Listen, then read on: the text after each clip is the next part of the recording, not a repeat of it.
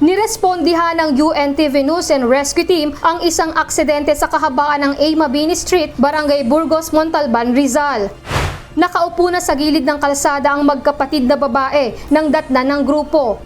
Agad na inases ng team ang dalawang bata at binigyan ng paunang lunas ang 7 taong gulang na batang babae na nagtamo ng sugat sa kaliwang braso, pananakit sa kaliwang kamay at gasgas sa kanyang kanang noo. Naglalakad pa uwi ng bahay ang magkapatid galing ng eskwelahan nang masagi sila ng isang motorsiklo habang sila ay tumatawid sa kalsada.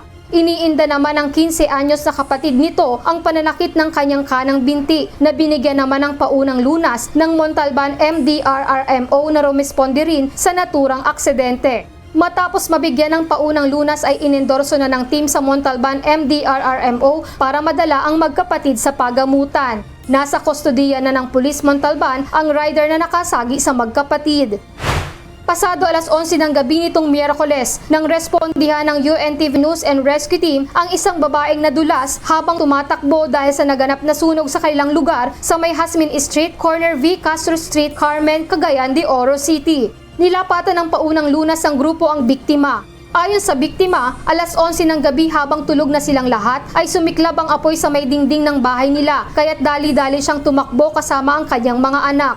Nawalan siya ng balanse at nadulas kaya't nagtamo ng gasgas sa kaliwa at kanang tuhod at kamay.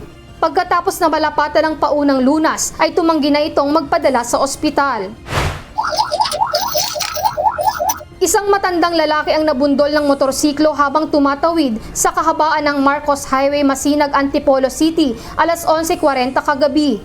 Ang biktima ay tinatayang nasa edad 55 hanggang 60 anyos na nagtamo ng mga gasgas sa iba't ibang bahagi ng katawan at deformity sa kaliwang hita.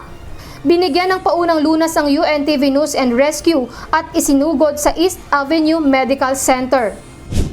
Humingi ng tulong ang anak ng pasyente sa UNTV News and Rescue upang maasistihan ng kanyang ama na dalhin sa Philippine Orthopedic at ipa-check up ito.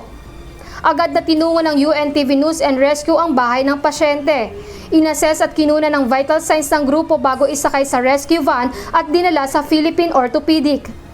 Matapos ma-check up ang pasyente, ay iniuwi na ito sa kanilang tahanan sa Valenzuela. Lizel Nael, UNTV News and Rescue. Diyos ang aming sandigan, serbisyo publiko ang aming pinahahalagahan.